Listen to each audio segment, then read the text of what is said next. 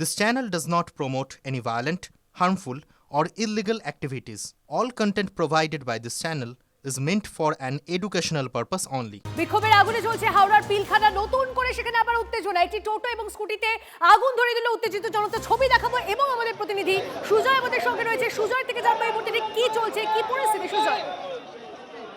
দেখো, স্থানীয় মানুষজন যারা সকাল থেকে ক্ষোভে ফুঁসছিলেন, যারা সকাল থেকে শফিকের দেহ নিয়ে রাস্তা অবরোধ করে প্রতিবাদে সামিল ছিলেন, যারা দাবি করছিলেন বিচারের, তারাই এই মোটর বাইকে তারা প্রতিবাদ স্বরূপ একটি স্কুটিতে আগুন জ্বালিয়ে দেন এবং তাদের দাবি ছিল যে এখনো পর্যন্ত কেন এই ঘটনায় যাদেরকে সিসিটিভিতে দেখা যাচ্ছে তাদেরকে পুলিশ কেন গ্রেফতার করতে পারলো না। অবিলম্বে প্রত্যেক অভিযুক্তকে গ্রেফতার করতে হবে এবং এই ধরনের ঘটনা যাতে আর না ঘটে তা নিশ্চিত করতে হবে। এবং যেহেতু এই ঘটনার সঙ্গে স্থানীয় মানুষজন দাবি করছেন যে পুলিশের নজরদারির অভাব রয়েছে, এই বিষয়টি যাতে না হয় সেটাও দাবি করছেন এবং সেই কারণেই তাদের ক্ষোভের কারণেই তারা আগুন জ্বালিয়ে দিয়েছিলেন এবং দমকল যখন এসে আগুন নেভানোর চেষ্টা করে, প্রাথমিকভাবে স্থানীয় মানুষজন দমকলকেও এগিয়ে এসে আগুন নেভাতে আটকায়।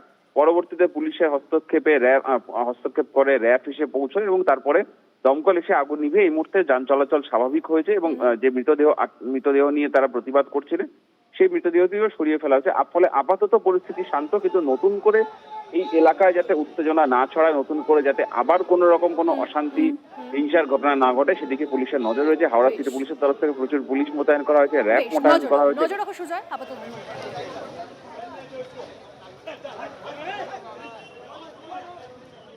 এই মুহূর্তে আরো একটা খবর দিই আপনাদের। বিধাননগর স্টেশনে হাবড়া লোকালে আগুন। বিকেল 4:15 নাগাদ 4 নম্বর প্ল্যাটফর্মে ট্রেন এসে দাঁড়াতেই আগুন ধরে যায়। কথা বলবো রঞ্জিতের সঙ্গে। রঞ্জিত, কিভাবে একটা ট্রেন এসে দাঁড়ায় তারপরে আগুন ধরে যায়, ক্ষয়ক্ষতির সীমা কতটা?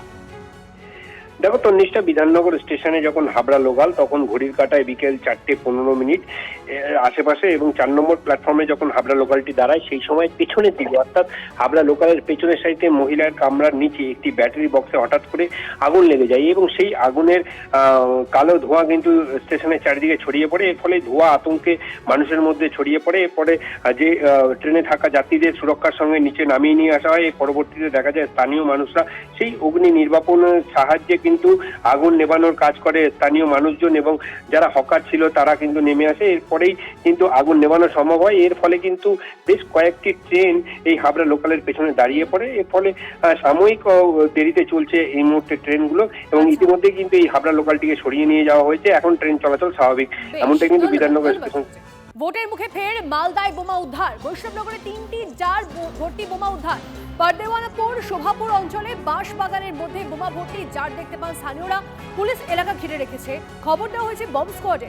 ভোট আবহে বোমা উদ্ধারে এলাকায় চাঞ্চল্য। কে বা কারা বোমা রাখলো তদন্তে বৈষ্ণবনগর থানা। আর একবার আপনাদেরকে জানিয়ে রাখি, ভোটের মুখে বোমা উদ্ধার। মালদায় বোমা উদ্ধার হয়েছে। বৈষ্ণবনগরে 3টি জার ভর্তি বোমা উদ্ধার। পারদেওয়ানাপুর শোভাপুর অঞ্চলে বাঁশবাগানের মধ্যে বোমা ভর্তি জার দেখতে পান স্থানীয়রা।